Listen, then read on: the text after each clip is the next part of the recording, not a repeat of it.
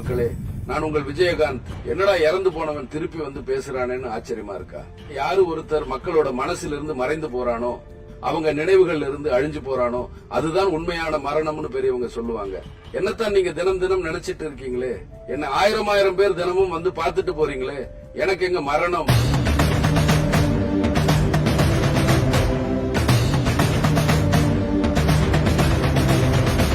நீங்க நல்லா இருக்கணும் என்பதற்காக தான் நான் கட்சி ஆரம்பிச்சேன். அதே எண்ணத்தோடு தான் என் மனைவியும் மகனும் நமது கட்சியில் இருக்கிற ஒவ்வொரு தொண்டனும் இருக்காங்க என்பதை நான் உங்களுக்கு ஆணித்தரமா சொல்லிக்கிறேன்.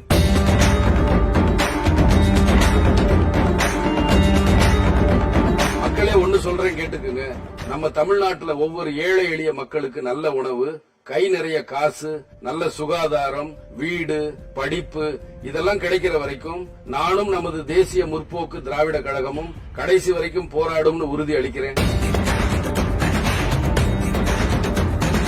என்ன நல்லா வாழ வச்சது நீங்க, இப்ப நீங்களும் நல்லா இருக்கணும். அதுக்காக வரும் நாடாளுமன்ற தேர்தல்ல உங்களை சந்திக்கிறதுக்காக நானே நேர்ல வரேன்.